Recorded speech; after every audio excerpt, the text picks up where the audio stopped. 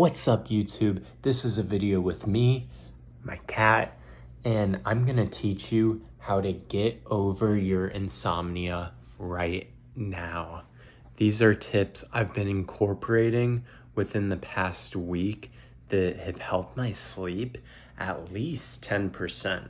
So if you're like me, where you were struggling with sleep, maybe waking up in the night and having inconsistent sleep schedules, then view on. Now, the first tip I'm going to get into is set a consistent bedtime, an ideal time that you'd like to be in bed. This, for me, is 10 p.m. 10 p.m. is my ideal bedtime. Do I go to bed at 10 p.m. every day of the week? No. I work. Sometimes I work extra late at the office, and I don't get it home until 11 or 12. But when I get home, I try to get to bed as soon as possible. I shower, head right to bed, maybe do a meditation to wind down in bed, and go to sleep. Second tip is start wearing sunglasses or blue light glasses at night. This is going to help you drastically reduce the amount of blue light that enters your vision. And we're constantly surrounded nowadays with TVs, electronics, phones, and keeping your phone in an area away from your bed. Like, I keep my phone over here, and my bed is all the way over there. I know, super far away, right? But having that little amount of distance helps me relax, and I'm sure it will help you as well. Another great tip is to not set an alarm in the morning. Let your body wake up naturally. Wake up like the cavemen did, to natural sunlight, or get into the rhythm where you're waking up just before the sunrise and watch the sun rise up. This will help get you grounded and get your circadian rhythms in place. And circadian rhythms are your natural internal clock in your body. The internal clock that helps regulate your meals and your sleep. So going to bed at the same time, waking up at the same time, the more consistent you can get on your schedule, your sleep schedule, the better you're going to sleep throughout the night, and the more rested you're going to feel the next day. Another tip is to not eat within 4 hours of your bedtime. So for me, having a bedtime 10 p.m., it would be not eating past 6 or 7. What happens when you do eat past those times is your body will be trying to digest your food, and it will be trying to replenish your body as you sleep as well. And it's going to inhibit the functions of both areas. And if your food's digesting in the middle of the night, you might wake up to messy poops, which is no bueno. So taking advantage of that 3 to 4 hour period of eating before bed is going to help you in the long run. And it's said to increase longevity. So that too.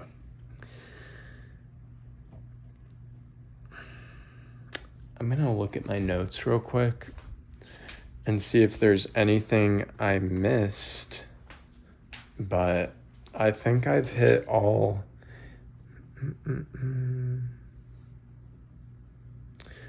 Another good tip is to stay hydrated. Keep a glass of water by your bed. When we are hydrated, our stress hormones aren't as activated as they would be when we're dehydrated. So have a cup of water before you go to bed. Yes, you might wake up in the middle of the night and have to pee, but you just go do that, get back to bed.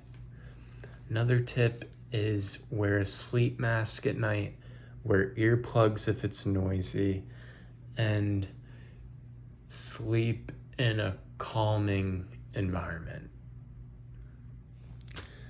And some of you might not have that, but the sleep mask and the earplugs will definitely help. It helps me at least 10% in my sleep.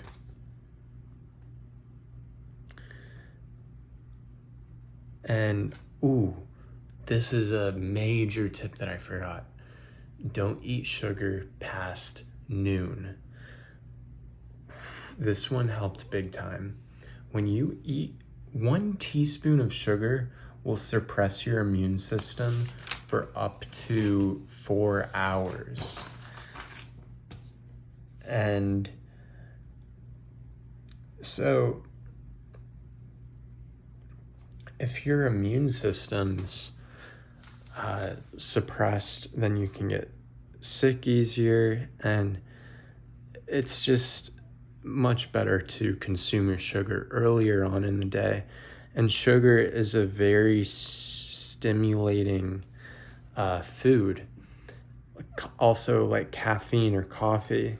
So consuming that before noon, and it's going to allow your body enough time to clear that stress activating ingredient from your body when it digests and sweats, and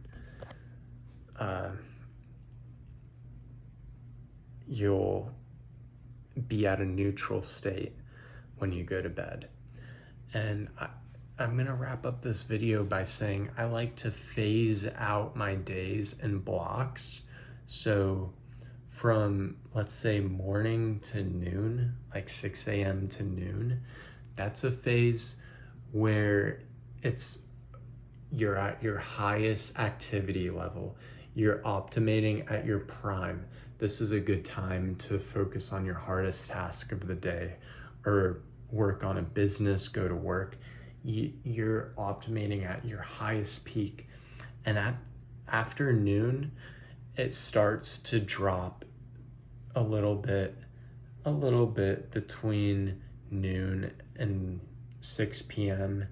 You're starting to drop a little bit in energy levels, but you can still operate. And I like to do my workouts in the morning rather than later in the evening, because working out later in the evening will just activate your stress hormones, get you hyper.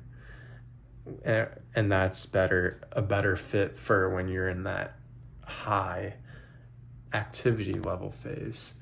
Now, an activity in this wind down phase might be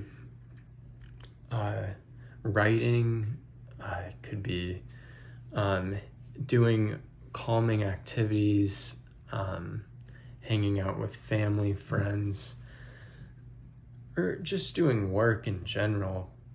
But just know that you're trying to wind down at this point, especially from 2 to 6. And then that 6 to 10 period, that's where your energies start dropping real low. That's where and that's good, because you want to wind down during those times to allow your body to be ready to go to sleep at your bedtime.